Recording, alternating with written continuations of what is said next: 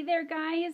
I thought I'd take this opportunity where I'm doing reasonably well this morning to kind of bring another side of awareness to Lyme disease that many of my friends don't know of or understand. I was recently in the hospital, as you know, for 2 days, and the day that I went in, I was in my doctor's office, and he was urging me to go into the emergency room. He says, I really don't feel good about having you go home. He says, I don't think you'll live more than a couple days.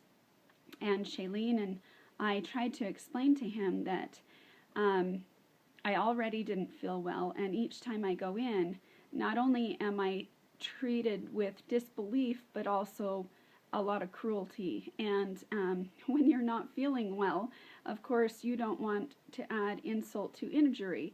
So I assured him that I was a strong person and that I could go home. So I went home, and on my way home, things went downhill. And I had to make that eerie, yucky decision to save my own life and go into the emergency room, even though I knew that this could be an unpleasant situation. So I went in with Lyme disease results.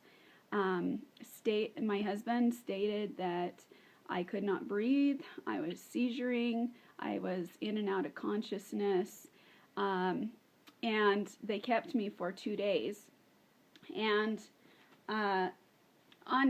on here on these medical charts, I got so that I could take to my doctor in Mexico so that he could further treat me. The reason for visit equals mental status changes. That sounds all too familiar to my Lyme friends, I'm sure. Clinical impression, changed mental status, anxiety reaction, probable conversion disorder. Not only would they not look at positive Lyme results from one of the best labs in the nation, they refused to send me home with any medication. And now with this on my file, since these doctors and so many others don't seem to think that what they put in people's files can be detrimental to their furthering health. Their furthering help, sorry, it's still very hard to speak, but he said to follow up with my practitioner.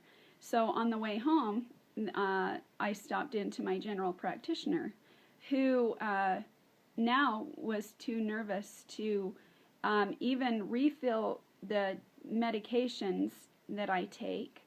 And mind you, I only take 2, and all the drug and tox screens came back negative. So they would not even fill my trazodone, which is a sleep medication, and you can only imagine how hard it is to sleep with your body constantly seizuring, and I only take 25 milligrams a night, which is half the smallest dose one can be prescribed.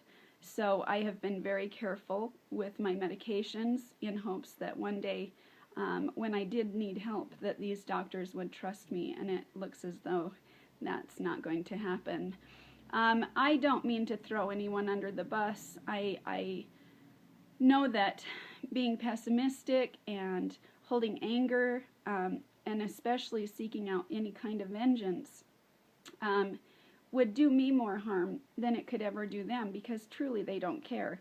And I'm really sorry, but this is one of the biggest reasons that I have striven so hard to raise awareness for this disease.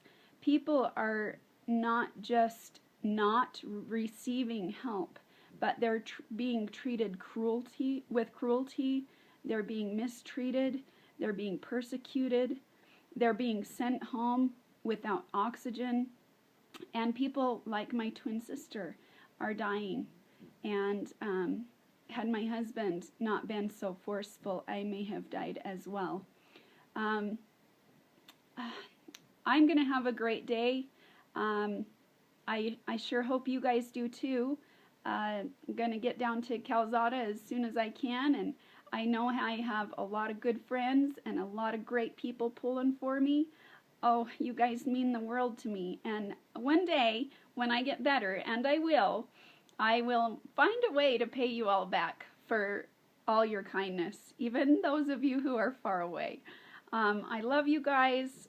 Keep trucking. And seriously, if you guys have anything that you need help with, just a little support, I'm not doing much except for sitting here in my bed most of the day. So I would love some chatter, and if I'm helping someone else, I feel like I'm doing more good. And that in turn helps me mentally as well. So once again, love you guys so much. Thanks for all your kind support. You guys are a great community, and I know these doctors can only do what they have been taught, but in turn I still feel like the cruelty is just not necessary. So I pray for all of you who see the same thing time after time when you go in under scary circumstances, and I pray for you, and I will pray for these doctors as well. I love you guys, and I see you later. Have a great morning.